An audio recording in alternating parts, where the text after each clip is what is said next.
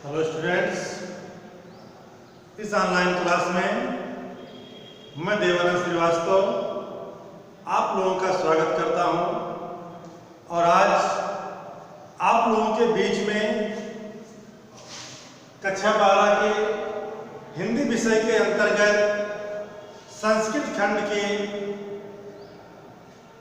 जो कि प्रथम अध्याय आपने पढ़ा था जिसका नाम था संस्कृत भाषा या महत्वम। आज इसके पश्चात आपके पाठ्यक्रम के अंतर्गत द्वितीय पाठ आपको पढ़ना है जिसका नाम है जातक कथा। जातक कथा और जातक कथा क्या है, पहले आप इसके बारे में जान लीजिए। ये जो जातक कथा है ये महात्मा बुद्ध के पूर्व जन्म की कथाओं के ऊपर आधारित है,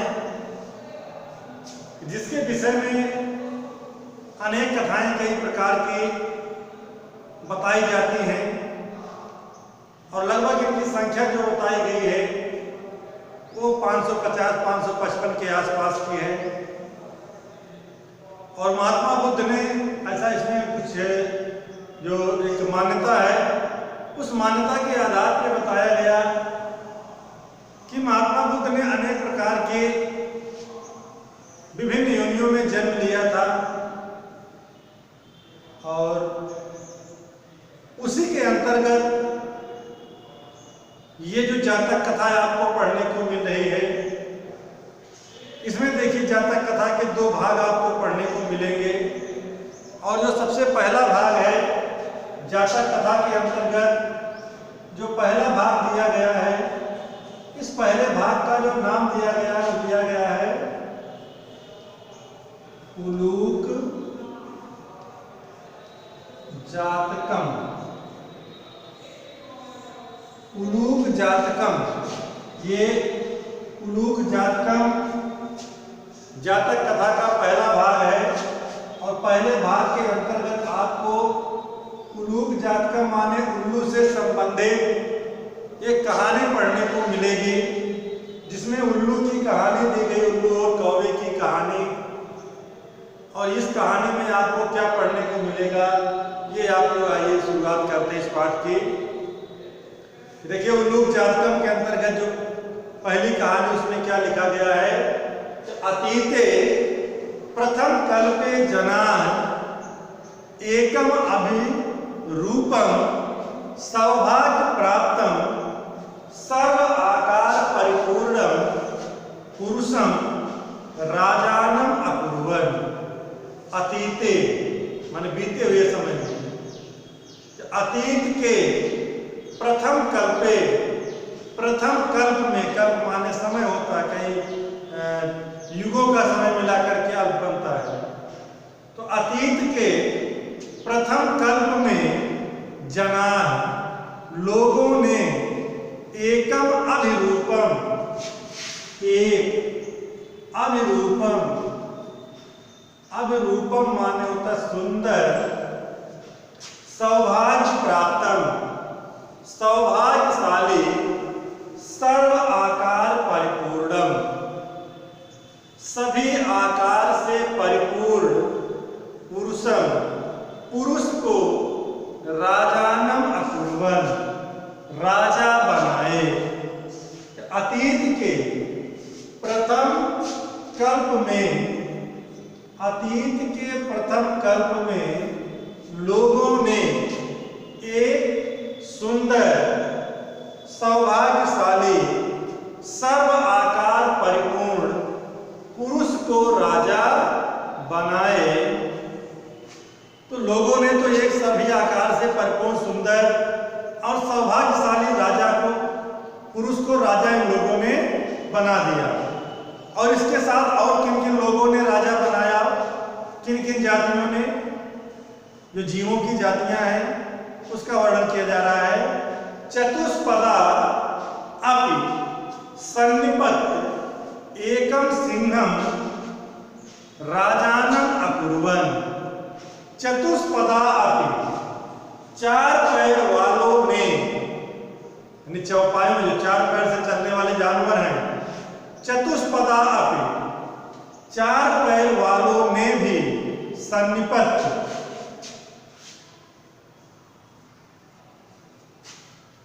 सन्निपत्य माने एकत्रित होकर, कि चार पैर वालों में भी एकत्रित होकर एकम सिंहम, एक सिंह को राजानम अकुर्वन, राजा बनाए। चार पैर वालों में भी एकत्रित होकर एक सिंह को राजा बनाए। ततः शकुनिगणाः हिमवत प्रदेशे एकस्मिन् पाषाणे सन्निपत्य मनुष्येषु राजा प्रयाते तथा चतुष्पदेषु च। तब शकुनिगणाः पक्षी गणों ने हिमवत प्रदेशे, हिमालय प्रदेश में, एकस्मिन एक पाषाणे, पहाड़ पर या पत्थर पर, सन्निपत्य एकत्रित होकर, मनुष्येषु राजा प्रज्ञायते, मनुष्य में राजा प्रज्ञायते, ज्ञात होता है, कि मनुष्यों में राजा ज्ञात होता है। चतुष्पदेषु च, और चार पैर वालों में भी। जब मनुष्यों ने एक सुंदर पुरुष को राजा बना दिए और चार पैर वालों ने सिंह को राजा बना दिए, तो पक्षियों ने क्या किया कि हिमालय क्षेत्र में बहुत बड़े पत्थर पर सारे पक्षी एकत्रित हो गए, और एकत्रित होकर उन्होंने कहा कि मनुष्यों में राजा ज्ञात होता है और चार पैर वालों में भी राजा है। अस्माकं पुनः अंतरे राजा न अस्ति, अस्माकं हमारे, अंतरे अंदर या हमारे मध्य में, राजा ना अस्ति, राजा नहीं है, कि हमारे बीच में राजा नहीं है। उन्होंने कहा कि सबके पास तो राजा है, लेकिन हमारे बीच में कोई राजा नहीं है।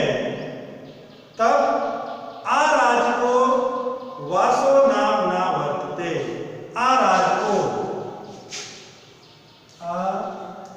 राजको, राजा के बिना,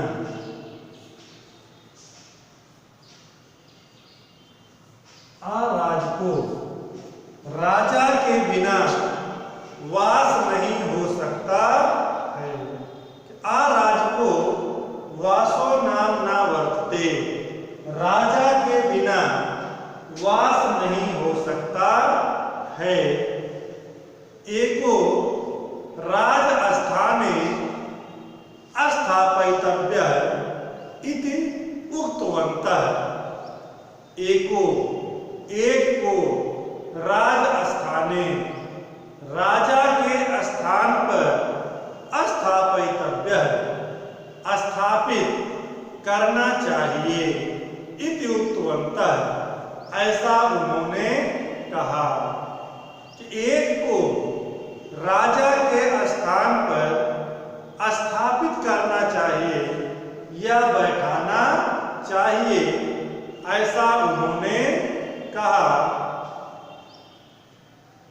तो उन्होंने कहा कि देखिए ऐसा है कि बिना राजा के तो वास नहीं हो सकता है, इसलिए किसी एक को हमें राजा के स्थान पर बैठा देना चाहिए, अर्थात हमें भी अपने बीच में किसी एक राजा का चुनाव कर लेना चाहिए।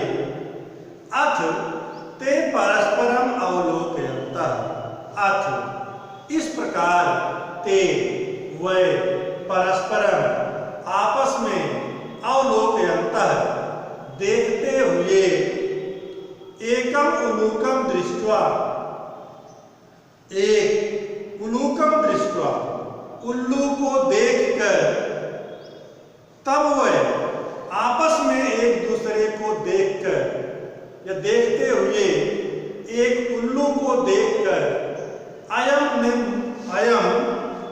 नो रोचते, अयम या नो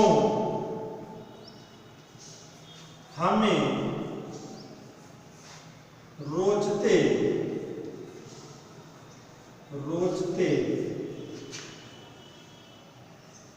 अच्छा लगता है। अयम नो रोचते, यह हमें अच्छा लगता है।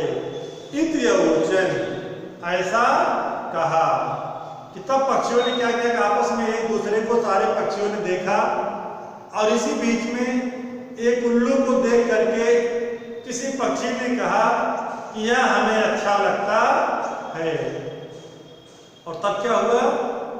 अथ एके शकुनि सर्वेषां मध्यात् आसाय ग्रहणार्थम, तब एक शकुनि पक्षी सर्वेषां सभी के मध्यात् मध्य आशय ग्रहणार्थम आशय जानने के लिए त्रिकृत्वम 3 बार आश्रावयत सुनाया। कि तब एक पक्षी ने सभी के मध्य आशय जानने के लिए, आशय जानने के लिए 3 बार सुनाया। माने उसमें सबका विचार जानने के उद्देश्य से क्या किया कि यह 3 बार कहा कि यह मुझे अच्छा लगता है, यह हमें अच्छा लगता है, यह हमें अच्छा लगता है। ततः तभी एका काकः, एक कौवा उत्थाय, उठकर, तभी बीच में से एक कौवा उठ गया और उठ करके उसने क्या किया कि तिष्ठ तावत्, तने ठहरो, अस्य एतस्मिन् राज्याभिषेक काले एवं रूपम मुखम क्रुद्धम च कीदृशम भविष्यति। उसने कहा कि तिष्ठ तावत्, तने ठहरो, अस्य इसके, एतस्मिन् इस, राज्याभिषेक काले राज्याभिषेक के समय, एवं रूपम मुखम इस रूप और मुख को देखो। माने उसने कहा कि इस राज्याभिषेक के समय अगर इसका रूप और मुख ऐसा है तो कीदृशम क्रुद्धस्य च, तो क्रोधित होने पर कैसा होगा। उसने कहा कि अगर इस राज्याभिषेक के समय इसका रूप और मुख ऐसा है तो क्रोधित होने पर कैसा होगा। और उसने क्या कहा, अनेन, इस प्रकार, क्रुद्धेन अवलोकिता, इसके, क्रुद्धेन, क्रोधित होकर, अवलोकिता, देखने पर, कि इसके क्रोधित होकर देखने पर, वयम, हम सभी, तप्त कटाहे, गर्म कड़ाहे में, प्रक्षिप्त्या, डाले गए, तिला, तिल के समान, इव समान, तत्र तत्रैव, वहीं के वहीं, धनक्षाम, जल भून जाएंगे। कि उस कौवे ने कहा कि अगर इसका राज्याभिषेक के समय ऐसा मुख है तो क्रोधित होने पर होगा। और जब ये क्रोधित होकर के हमें देखेगा तो हम सभी गर्म कढ़ाई में डाले गए तिल के समान, जैसे तिल को गर्म कढ़ाई में अगर डाल दिया जाए तो थोड़ी देर में ही वो तिल जल जाएगा। तो उसने कहा कि हम सभी गर्म कढ़ाई में डाले गए तिल के समान वहीं के वहीं जल जाएंगे। ईदृशो राजा महयम न रोचते। उसने कहा ईदृशो राजा, ऐसा राजा महयम न रोचते, मुझे अच्छा नहीं लगता है। ऐसा राजा मुझे अच्छा नहीं लगता है। इत्यादि इस प्रकार कहा कि ना में रोचते भद्रम उलूकस्य अभिषेचनम आक्रुद्धस्य मुखम पश्य कथम क्रुद्धो भविष्यति। उसने कहा कि हे भद्रम, हे भाइयों, उलूकस्य अभिषेचनम, उल्लू का राज्याभिषेक ना में रोचते, मुझे अच्छा नहीं लगता है। कि उसने कहा हे भाइयों, उस उल्लू का राज्याभिषेक मुझे अच्छा नहीं लगता है। आक्रुद्धस्य मुखम पश्य, क्रोधहीन इसके मुख को देखो, कथम क्रुद्धो भविष्य, क्रोधित होने पर कैसा होगा। सा एवं उक्त्वा, वह एवं उक्त्वा यह कहते हुए, महयम न रोचते, महयम न रोचते, मुझे अच्छा नहीं लगता, मुझे अच्छा नहीं लगता। इति ब्रुवन्, यह चिल्लाते हुए आकाशे उद्पतत्, आकाश में उड़ गया। कि उसने मुझे अच्छा नहीं लगता, मुझे अच्छा नहीं लगता यह कहते हुए आकाश में उड़ गया। उल्लूको अपि उत्थाय, उल्लू भी उठकर एनम अनुधावत, उसके पीछे पीछे दौड़ पड़ा। कि उल्लू भी उठकर उसके पीछे पीछे दौड़ पड़ा। तत् आरभ्य तो अन्न अन्न वैरिणो जातौ, तभी से वह दोनों एक दूसरे के शत्रु हो गए। कि तभी से उन दोनों की शत्रुता आरंभ हो गई। शकुनयः अपि, पक्षी भी सुवर्ण हंसम, स्वर्ण हंस को राजानम अकुर्वन्, राजा बनाकर आगमन चले गए। कि तभी से वह दोनों एक दूसरे के शत्रु हो गए और पक्षी भी स्वर्ण हंस को राजा बना करके चले गए। तो स्टूडेंट्स, इस प्रकार से उलूक जातकम, जो कि इस जातक कथा की पहली कहानी थी, पहली कहानी के अंतर्गत आपने उल्लू और कौवे की कहानी पढ़ी कि किस प्रकार से उल्लू और कौवे की कहानी चली, किसके कारण से उल्लू और कौवे एक दूसरे के शत्रु हैं। और अब इसके बाद जो इसके अंतर्गत दूसरी कहानी आपको पढ़नी है, उसका नाम है नृत्य जातकम। इसका नाम है नृत्य जातकम। नृत्य जातकम के अंतर्गत आप सभी को एक मोर की कहानी पढ़ने को मिलेगी कि मोर अपने आवेग के कारण किस प्रकार से पक्षियों की सभा में लज्जित हुआ। तो आइए इस नृत्य जातकम जातक कथा की शुरुआत करते हैं।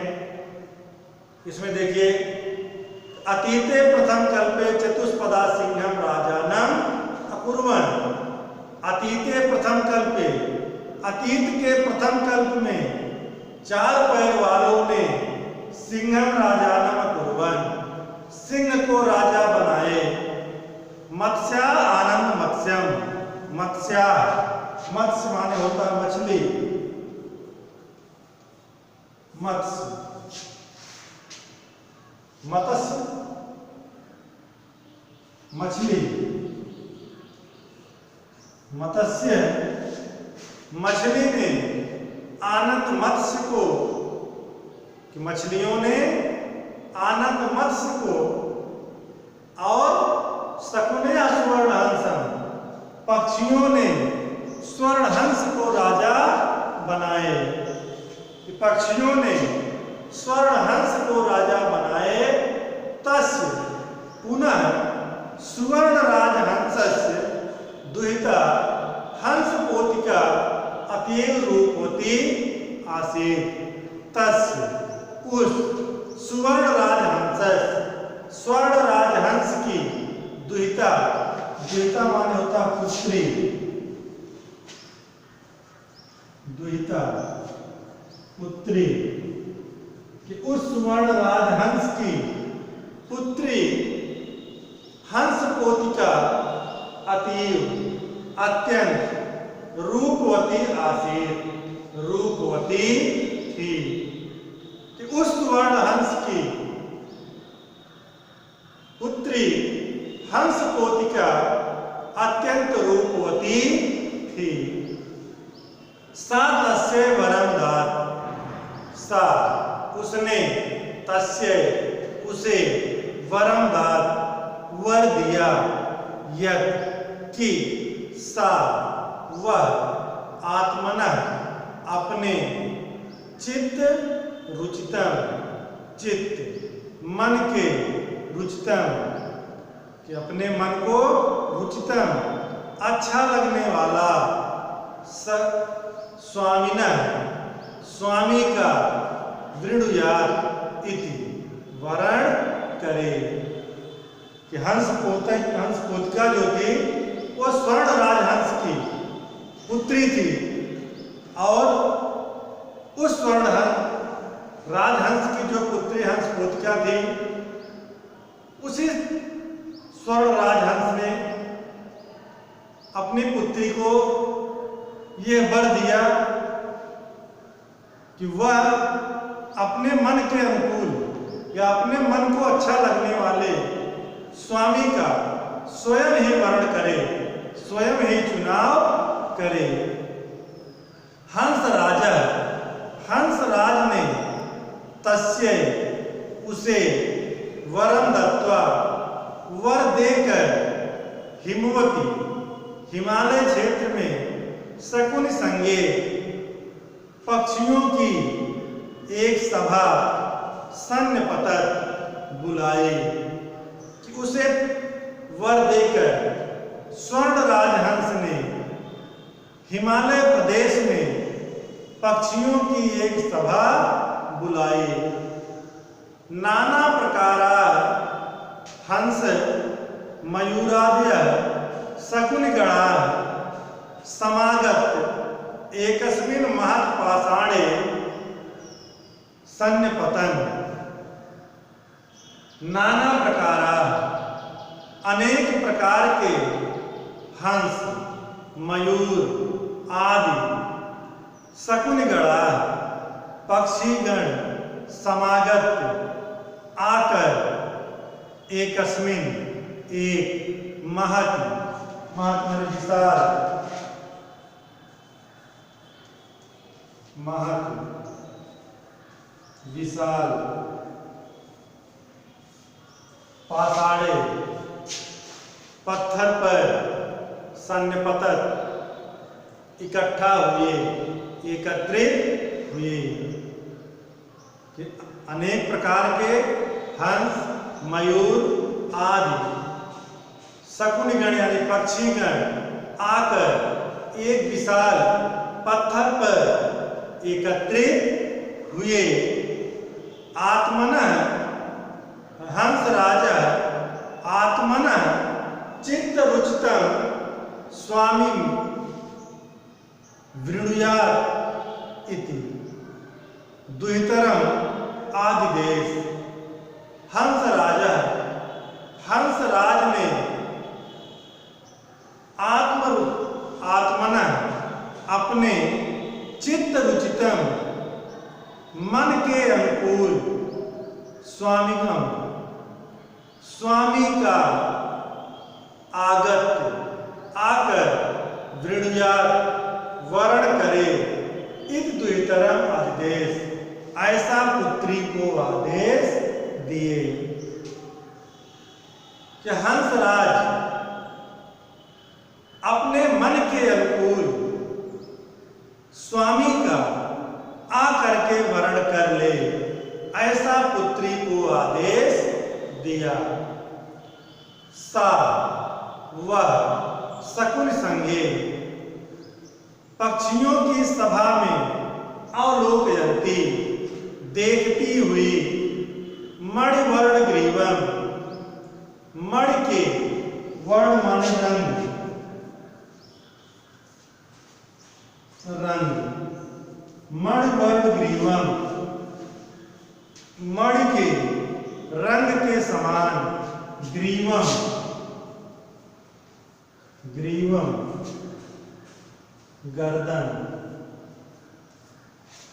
मणि के समान रंग की गर्दन वाले, चित्र प्रेक्षण विचित्र दिखने वाले, मयूरम दृष्ट्वा मोर को देखकर। जब हंस पोतिका आई और आने के बाद उसने पक्षियों की सभा में सबको एक तरफ से देखती रह गई और देखते देखते जब उसकी निगाह मणि के रंग के समान सुंदर गर्दन वाले मोर को उसने देखा, तो उस मोर को देखा जो कि विचित्र दिखाई दे रहा था।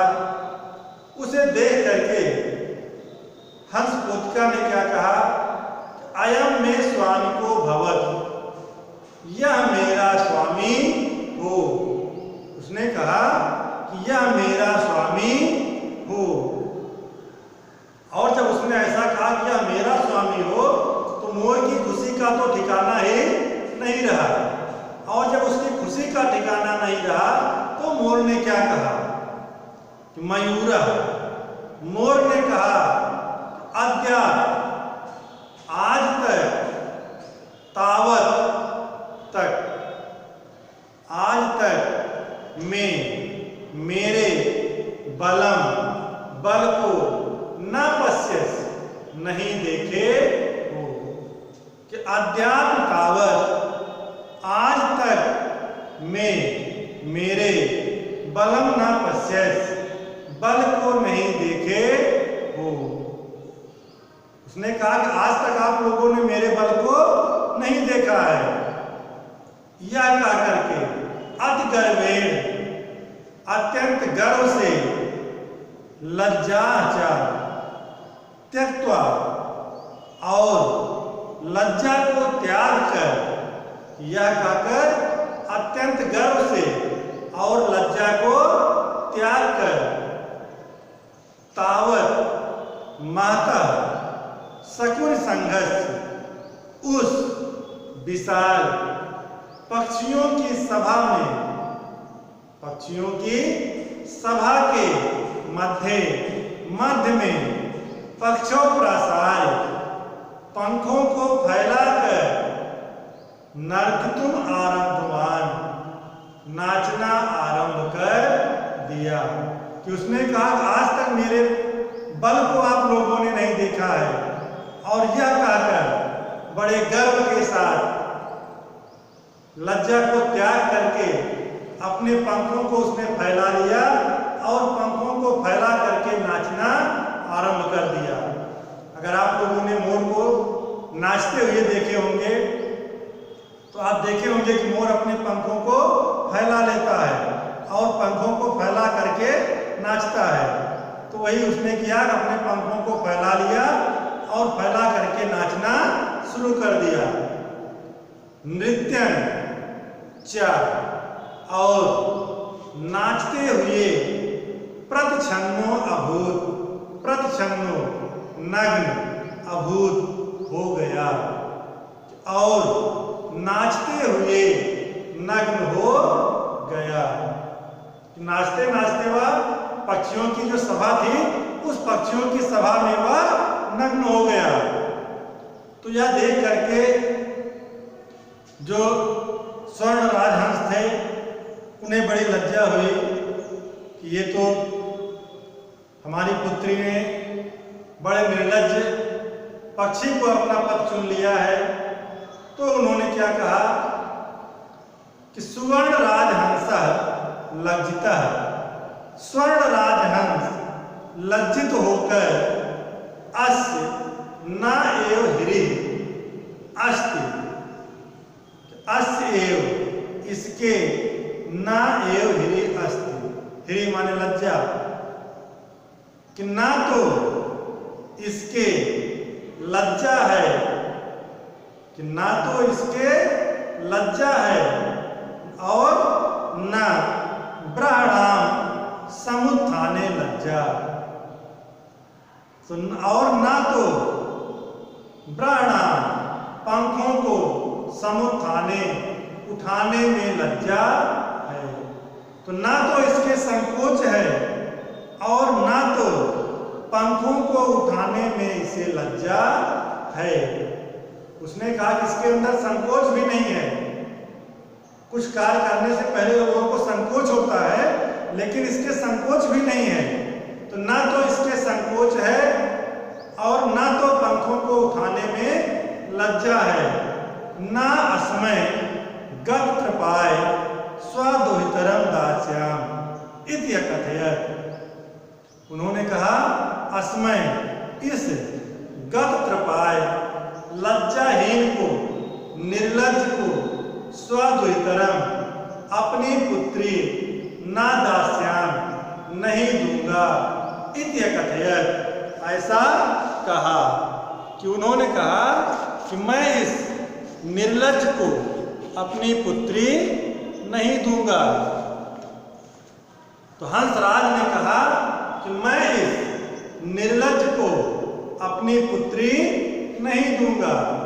तब उन्होंने क्या किया, हंस राजा तद एव परिषद मध्य, हंसराज ने उसी परिषद मध्य, सभा के मध्य में आत्मना अपने भागने आए भांजे हंस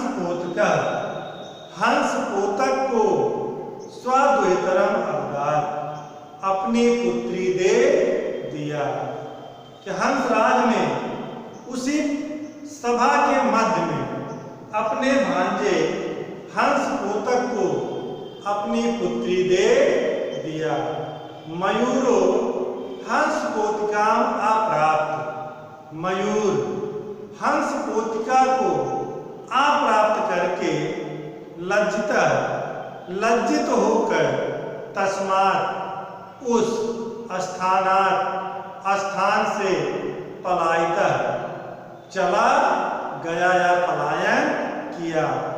हंसराजो अपि, हंसराज भी हृष्ट मानसा संतुष्ट मन से स्वगृहम अगच्छत् अपने घर चले गए।